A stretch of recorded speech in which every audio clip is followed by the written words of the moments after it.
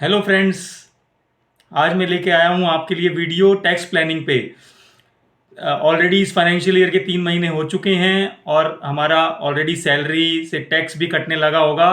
और हमारी in and salary जब हम देखते हैं तो टैक्स कटने के बाद काफ़ी कम रह जाती है। तो आज हम डिस्कस करने वाले हैं कैसे हम टैक्स को कम कर सकते हैं और टैक्स सेविंग कर सकते हैं। ये जो आज हम टैक्स प्लानिंग करने वाले हैं, इससे हम टैक्स चोरी नहीं कहेंगे, टैक्स अवॉइडेंस नहीं कहेंगे, बट प्योर टैक्स प्लानिंग कहेंगे, जो इनकम टैक्स एक्ट में अलाउड है और कोई भी इसे मना नहीं कर सकता। तो आज हम जानने वाले हैं कि कैसे हम कुछ छोटी छोटी अपनी इनकम या एक्सपेंसेस में चेंजेस करके काफ़ी टैक्स सेव कर सकते हैं।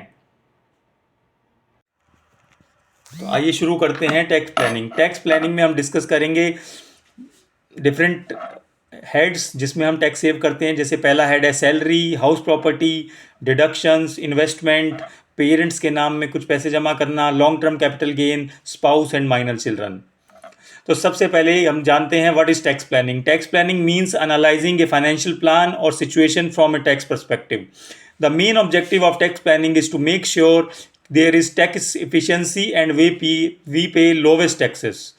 Tax planning should be an integral part of everyone finance. It is loss if someone don't make use of the available deduction and exemption to save on taxes. How to save tax? सबसे पहले तो आपको जो भी salary मिलती है आप उस सैलरी में अपने एम्प्लॉयर से बात कर सकते हैं या अकाउंट डिपार्टमेंट में बात कर सकते हैं कि जितनी भी डिडक्शन आपको अवेलेबल होती हैं वो आप सब कह सकते हैं कि वो आपके सैलरी स्ट्रक्चर में ऐड करें। उनमें से जैसे कुछ मेन डिडक्शन होती हैं, लीव ट्रैवल अलाउंस 4 साल में 2 बार होती है तो आप उसको ले सकते हैं, dearness allowance, house rent allowance, transport allowance, provident fund कटना चाहिए आपकी सैलरी से, medical reimbursement, books and periodical. इसके अलावा कुछ होते हैं rent free accommodation, children allowance, hostel expenditure allowance, और भी बहुत सारे खर्चे होते हैं जो अलग अलग जॉब में अलग अलग प्रकार के होते हैं सेक्शन 10 में। तो जिस भी जॉब में आप हैं आप वो एक्सपेंस या अलाउंस अपनी सैलरी का पार्ट बना सकते हैं जिससे आपको टैक्स में सेविंग हो। दूसरा है plan for buying A small और बिग हाउस फॉर इन्वेस्टमेंट।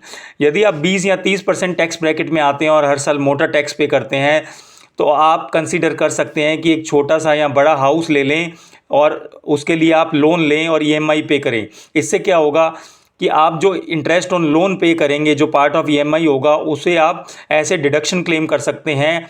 यदि वो प्रॉपर्टी आपकी सेल्फ ऑक्यूपाइड होगी तो आप 2 लाख रुपए तक का मैक्सिमम डिडक्शन ले सकते हैं, और यदि वो प्रॉपर्टी आप रेंट पे देंगे तो जितनी भी इंटरेस्ट आप उस लोन पे करेंगे हर साल उतना वो आपको डिडक्शन अलाउड होगा। उसके अलावा आप जो 80C में 1.5 लाख रुपए की इन्वेस्टमेंट हर साल करते हैं आपको वो भी करने की ज़रूरत नहीं, क्योंकि जो आप ईएमआई में प्रिंसिपल पे करेंगे वो आपका ऐसे 80C में डिडक्शन अलाउड होगा। तो आपको वो 1.5 लाख रुपए उधर इन्वेस्ट करने की ज़रूरत नहीं, ऑलरेडी जो आप प्रिंसिपल पे कर रहे हैं वो उसमें यूज़ हो जाएगा। तो इस तरह से आपकी प्रॉपर्टी भी बन जाएगी और आप हर साल अच्छा खासा टैक्स भी सेव कर लेंगे।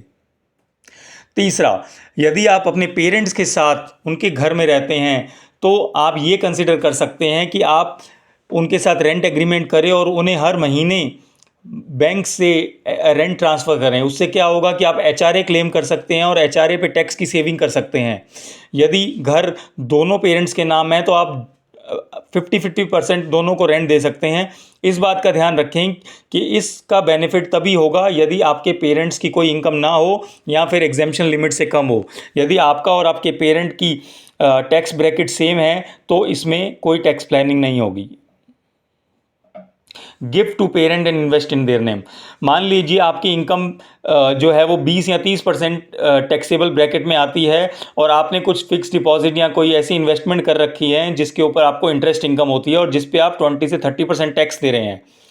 तो इससे बेहतर ये होगा कि आप वो इन्वेस्टमेंट जो 20-30-40 लाख रुपए की इन्वेस्टमेंट जो आपके नाम में एफडी है वो आप अपने पेरेंट्स को गिफ्ट कर दीजिए और उनके नाम में इन्वेस्ट कीजिए, जिससे उनको जो इंटरेस्ट इनकम मिलेगी वो टैक्स फ्री होगी और आप अच्छा खासा टैक्स सेव कर पाएंगे। इसमें आप दोनों पेरेंट्स के नाम में भी पार्टली पैसा जमा कर सकते हैं और इसके लिए आप गिफ्ट डीड एंटर कर लीजिए और उसे प्रूफ की तरह रखिए। अब आप स्क्रीन पर देखिए एग्जेम्पशन लिमिट फॉर पेरेंट्स पर फाइनेंशियल ईयर। यदि आपके पेरेंट्स की कुछ इनकम हो जाए तो अगर उनकी एज 60 ईयर से कम है तो 2,50,000 पर पर्सन एग्जेम्प्ट होता है। तो देखिए आपके माता पिता दोनों की यदि 60 ईयर से कम एज है तो 2.5 लाख रुपए तो उनकी वैसे ही लिमिट एग्जेम्पशन है।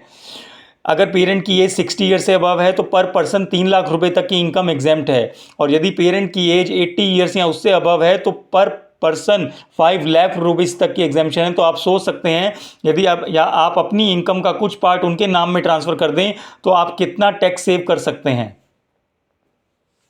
Tax planning for long term capital gain and equity from equity share. अब आपको पता होगा कि हर साल जब हम शेयर बेचते हैं या इक्विटी ओरिएंटेड म्यूचुअल फंड बेचते हैं तो हमें 1 लाख रुपए तक का LTCG एग्जेम्प्ट होता है। तो हम इसमें भी टैक्स प्लानिंग कर सकते हैं। मान लीजिए आप कुछ शेयर या म्यूचुअल फंड इस साल बेचना चाहते हैं तो ऐसा कुछ प्लान कीजिए कि कुछ शेयर आप मार्च में बेचें और कुछ अप्रैल में। इससे क्या होगा कि आपका कैपिटल गेन जो है 2 सालों में बढ़ जाएगा और दोनों सालों में आपको 1-1 लाख रुपए का टैक्स बेनिफिट हो जाएगा।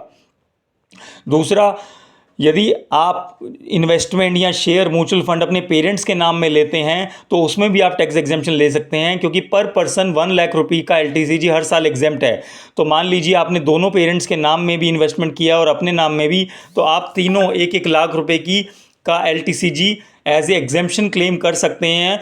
और अज्यूम कीजिए कि आपके पास 3 लाख रुपए का LTCG था तो आपको 2 लाख पे टैक्स पे करना पड़ता, लेकिन यदि तीनों के पास 1-1 लाख का है तो तीनों को 1-1 लाख रुपए एग्जेम्प्ट होगा और आप अच्छा खासा टैक्स यहाँ पर बचा सकते हैं।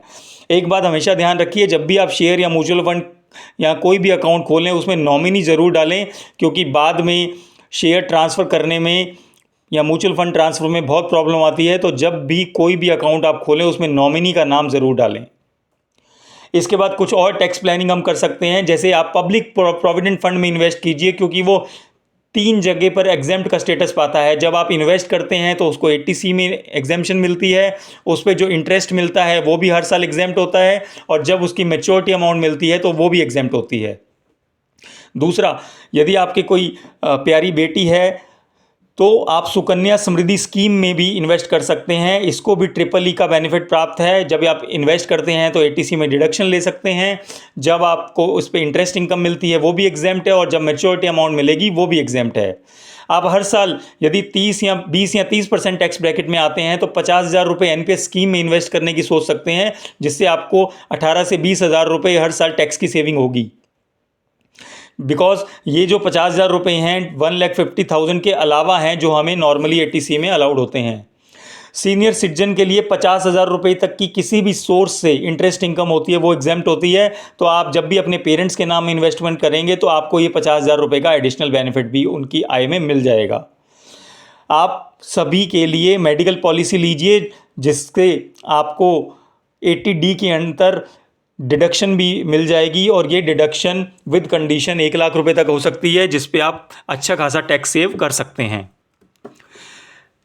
जो स्क्रीन पर आप देख रहे हैं इन बातों का ध्यान रखिए कि मैं पेरेंट्स के बजाय अपनी वाइफ या माइनर बच्चे के नाम में इन्वेस्ट कर देता हूं, तो ये आप कभी मत कीजिएगा, क्योंकि as per income tax act यदि आपने अपनी इनकम या एसेट में से कुछ पैसा वाइफ या स्पाउस या बच्चे माइनर बच्चे के नाम में ट्रांसफ़र किया और उसके ऊपर जो इनकम होगी वो आपकी इनकम में ऐड होगी, तो जो भी आपका टैक्स ब्रैकेट है वही टैक्स उन इनकम पर भी लगेगा। तो मान लीजिए आपकी इनकम 25 लाख रुपए है और आप 30% टैक्स ब्रैकेट में आते हैं, और आपने पिछले साल 10 लाख रुपए अपनी वाइफ को और 10 लाख रुपए अपने माइनर बच्चे को ट्रांसफ़र किए, और उन दोनों पे जो FD की इनकम यानी कि इंटरेस्ट मिलता है वो 1-1 लाख रुपए है, तो वो 2 लाख रुपए भी आपकी 25 लाख की इनकम में ऐड हो जाएगा, और उस 2 लाख पर भी 30% प्लस सरचार्ज और सेस लगेगा। तो आपको करीबन 65-70 हज़ार रुपये का टैक्स उस पर देना पड़ेगा। यही इन्वेस्टमेंट यदि आप पेरेंट्स के नाम में करते तो वो इनकम आपकी इनकम में ऐड नहीं होगी, और वो पेरेंट्स की इनकम में शो होगी, और उसके ऊपर आप एग्जेम्पशन क्लेम कर सकते हैं। अब आप देखिए स्क्रीन पर जो मैंने अभी इस आज वीडियो में डिस्कस किया कितनी हम सेविंग कर सकते हैं, ये मैंने आपको मिनिमम एक एग्जांपल दिखाया है। कई लोगों की इनकम या एक्सपेंस तो इससे ज़्यादा होती है, तो आपकी सेविंग और बढ़ सकती है।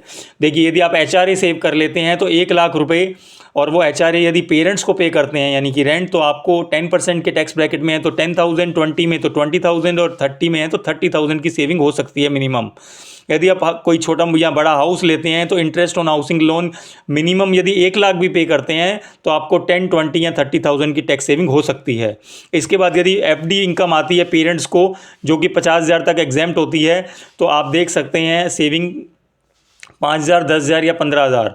पेरेंट्स की एग्जेम्पशन लिमिट 3 लाख, यदि हम मानें कि वो सीनियर सिटीजन हैं तो 3 लाख रुपए की उनको इनकम एग्जेम्प्ट होती है।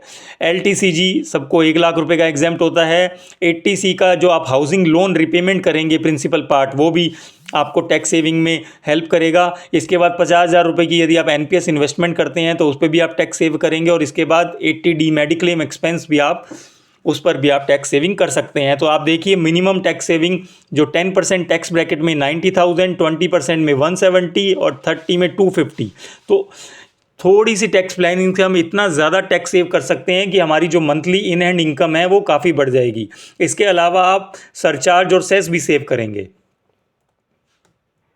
तो देखा दोस्तों आपने हम कैसे टैक्स प्लानिंग करके कितना टैक्स अमाउंट सेव कर सकते हैं। तो मैं आपसे रिक्वेस्ट करता हूं कि ये वीडियो आप ज़्यादा से ज़्यादा लोगों से शेयर कीजिए। और अगर यदि आपने इस चैनल को सब्सक्राइब नहीं किया है तो आज ही सब्सक्राइब करें, ताकि ऐसी इन्फॉर्मेशन आप तक डायरेक्ट पहुंचे। उसके बाद मैं वही 2 बातें कहना चाहूँगा जो मैं हमेशा कहता हूँ। पहली, आप अपनी हेल्थ का ध्यान रखें, अपनी हेल्थ पे ध्यान दें और कुछ समय निकालें अपने एक्सरसाइज के लिए, वॉकिंग जॉगिंग के लिए। दूसरा, कम से कम एक अच्छा काम रोज़ करें जो आपकी लाइफ, निजी लाइफ से हटकर हो। वो काम कोई भी हो सकता है, किसी रोते हुए को हंसाना या किसी गरीब की मदद करना। Thank you so much.